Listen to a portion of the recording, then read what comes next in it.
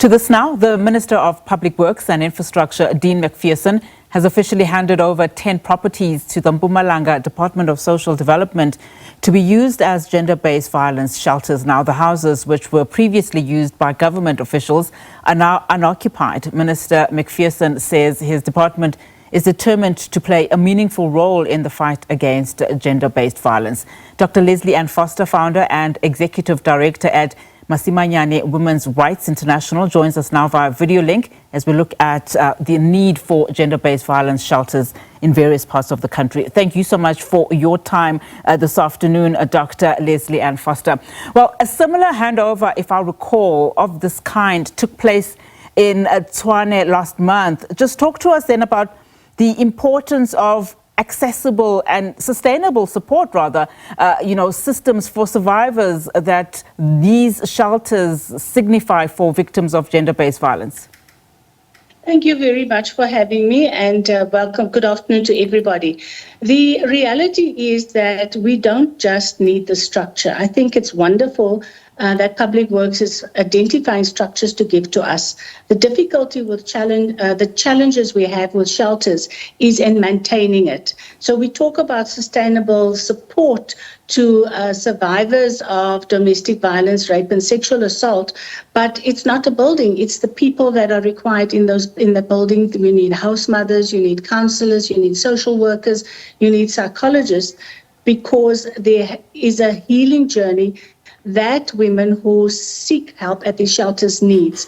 So we welcome the donation of these, facilities for shelters, but we ask, where is the money to sustain them? It's of no use to anybody if we are not finding the government subsidies, particularly from DSD, and DSD doesn't have budgets to support the shelters around the country. So great idea, but it is not going to be effective unless it is backed by funding for the actual programs that are run at these shelters. All right, Dr. Foster, I want us to pause this interview just to take our viewers to another leading story that we are focusing on, but we will come back to you. GBV is very important.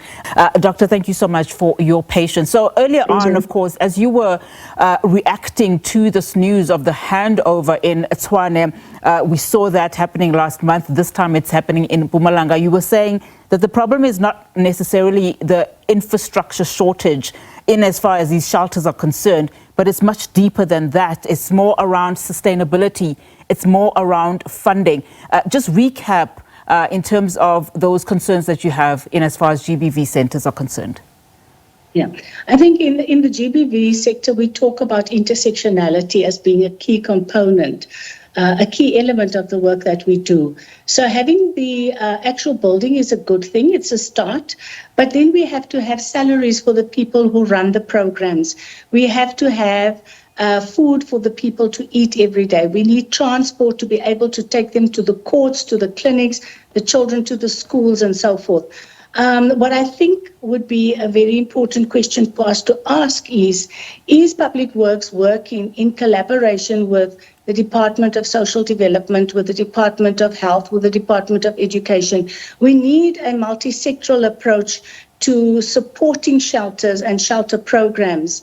The building is just not enough. We need much more than that.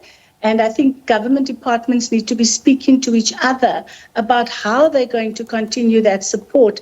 Otherwise, it's a drop here and a drop there, which doesn't actually come together to form a river of support for survivors of violence, domestic violence in particular. So we know, of course, that Finance Minister Enoch Godongwana will again be tabling his budget speech this time this week on Wednesday afternoon.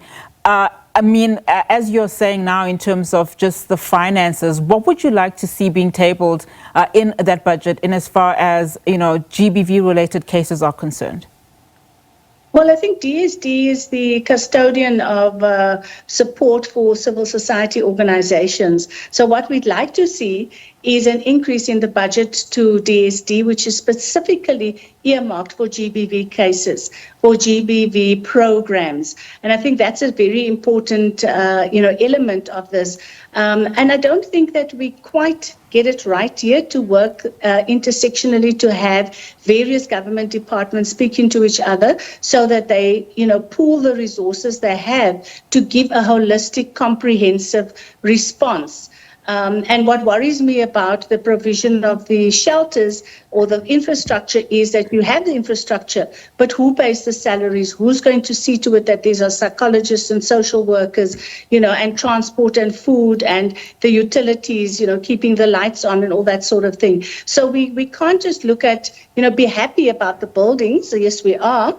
But the deeper question is who of the government departments, which of the government departments will continue to support the program so that they can be holistic, comprehensive, sustainable, and of proper support to the survivors of gender-based violence and femicide.